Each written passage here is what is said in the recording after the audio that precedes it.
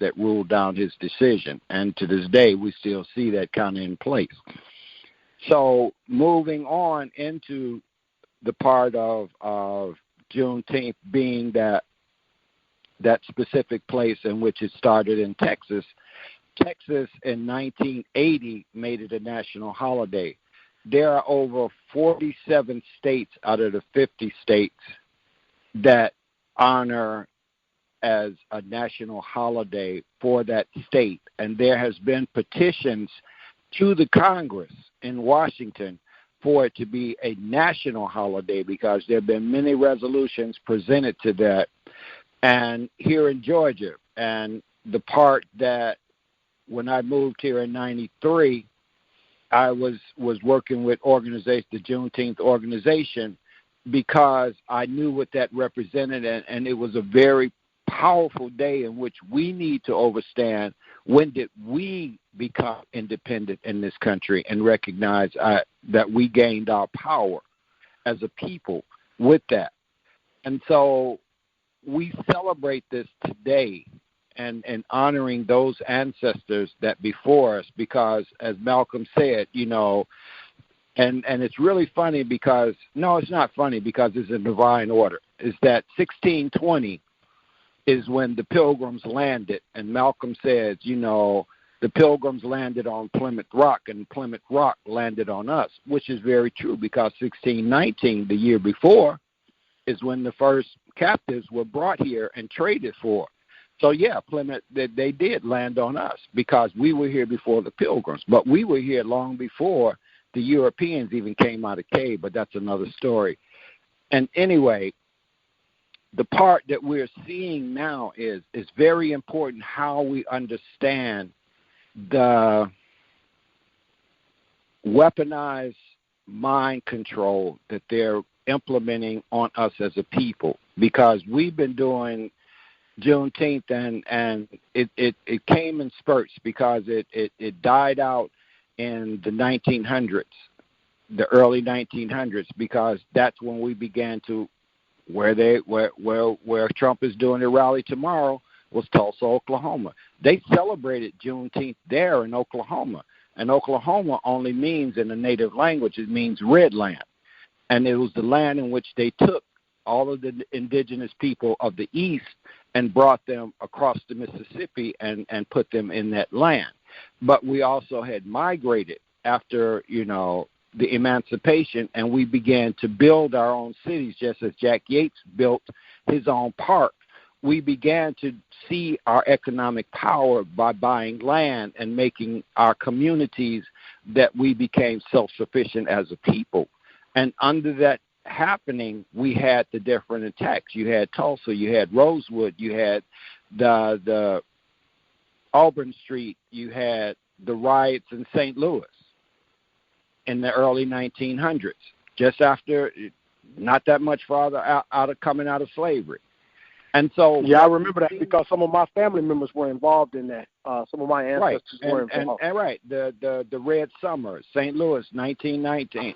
In 1917, 1919, from 1917 to 1919. But in that part of doing that, we in turn were able to be self-sufficient. And we saw what happened there in Rosewood in 1921. We had our own little city. We had banks, we had our own stores, we had our own doctors. We had everything it took to sustain ourselves as a people, to build ourselves up as a nation. And so what happened is that the envy and the way the story goes, there was an incident between a white woman and a brother, and the whole thing, but they came across the tracks. And this is the first city in the United States that ever was bombed from the air. They took crop dusters, and they took dynamite, and they took other ways of Molotov cocktails and bombed that city and burned and massacred. They say it was hundreds, but as some of the elders have said, it was more than that, because they had massive graves that they had to bury those people in. And now we fast forward and looking at this 45 going there and utilizing it as a stepping stone to, one, say that we're still going to keep you under our suppression. Because that's what he says when he says, make America great again. Because what he's done is the same thing Ronald Reagan did when he started his presidential campaign. And of all places, he went to where? Money, Mississippi, where the three freedom riders were killed. He campaigned to make America great. And that's what the war cry is that we're implementing keeping America great. Even though we have gave you the transfer of ownership, we're attempting to not allow it. But this generation, these millennials and Generation X are not taking it. We stood up as an elder in the 60s and did what we did. But now this generation is what Frantz Fanon says in White Skin, Black Mask. He says each generation out of relative obscurity must either fulfill its mission or we will all fail. And our children, this generation and the generations to come, are not going to be as nice as we did through the 60s because they have the techno-spiritual to communicate and to organize themselves in a way to say that no more. Yeah, Black Lives Matter, but what we're saying, it's a matter of human life that matters, because this is the essence in that they had indentured service just as they had slaves. And the European of the not Anglo-Saxons were also indentured. And this is where the whole concept of race came from. It's from chattel slavery. 1762 or is it 1762 is when they created what was called white people.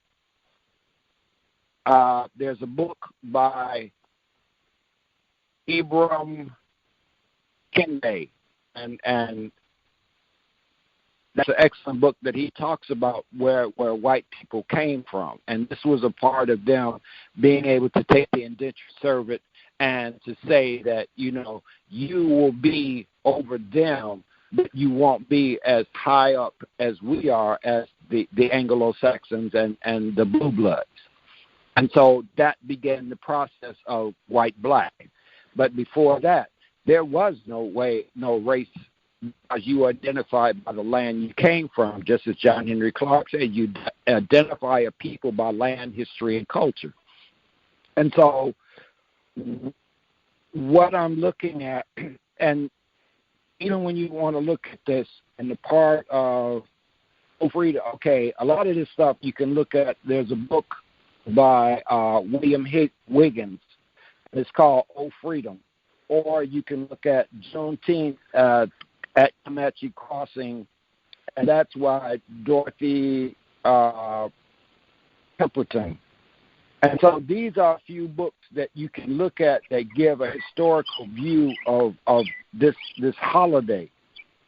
And what we're having to do in looking at the Overground Railroad, and I'm going to piggyback, but let me regress, because I want to tie in the part of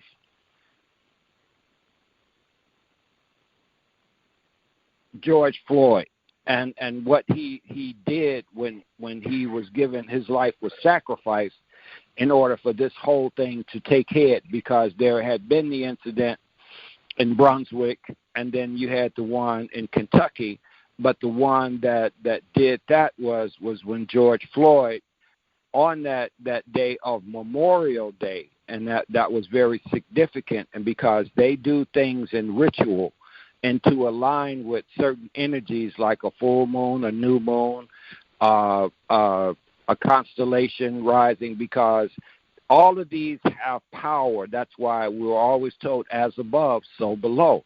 It's because this whole concept of civilizations in which we helped to start and create as a people was dealt with and aligned with what was above us. And we drew down the energies from the heavens and brought it to the earth, in earth as it is in heaven. And so what we began to do is understand the geomancy, and this is why I was so adamant about the 3630 latitude, because that runs across into Tulsa, Oklahoma, but it also crosses the Mississippi. And see, the thing that happens with the Mississippi, it starts in Minnesota. Minnesota is called the land of 10,000 lakes, but it also was before the indigenous were massacred and sent out of there and up into Canada. It was also the land of 12,000 earth mounds, because we learned to build mounds to align with different constellations. Just as there in East St. Louis, there on 57 lies the largest city. One of the first cities in this Turtle Island was Cahokia. And across the river, they put what? The monument to the Jefferson Archway. He was the implementer of this geomancy. He was a map maker in tying this in, because the Mississippi is the Nile of the West. It starts there in Lake Itasca, which Itasca, they changed the Indian name and they named it Itasca, meaning the true head, because it's the head that runs through 10 states and adults into the Gulf of Mexico. Water control holds memory and consciousness, and that big muddy holds a lot of memories and a lot of consciousness. So what we're seeing is how this has all flowed with the alignment of the events of us moving through our galaxy in this solar system to a point where our ancestors in the Temple of Dendera gave us a mapping of all of this that was getting ready to happen. And so what we're seeing is this alignment, and they're challenging the heavens. This is why I call it the Overground Railroad, because we have to know that above us always has been the Milky Way. The Milky Way is the Milky Way is connected with Sirius A, B, and C. And so what we're understanding is how we reconnect back to our cosmic consciousness, because we're shifting from this 3D. We've been shifting since before 2012. But that was the crossing point of the galactic alignment of crossing the waters of Nu. They know our alchemy. They stole it. They understand our geomancy, is why they laid the cornerstone at the point that they did in 1776, because they had to align Washington, D.C. with the constellation Virgo that rises in the east in this time of what is called the Piscean era. And in the Piscean era, Virgo is the opposite. That's why liberty stands on top of the Washington Dome. And what it represents is the two fish and the loaves of bread in the Bible. The two fish are Pisces. The loaf of bread is Virgo, because she is the wheat bearer.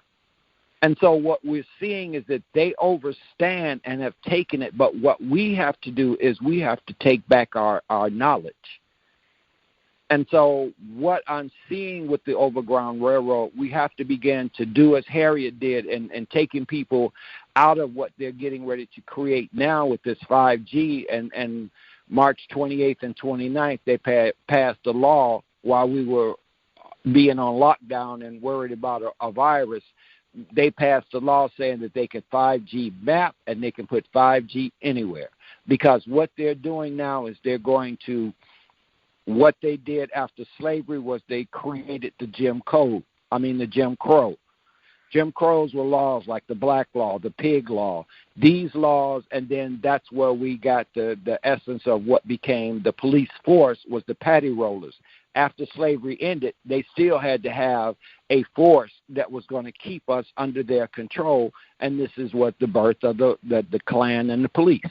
They were just paddy rollers and night watchmen. Overstanding this and knowing that these places that we will move from agriculture to industrial, from industrial to now we're moving into technology.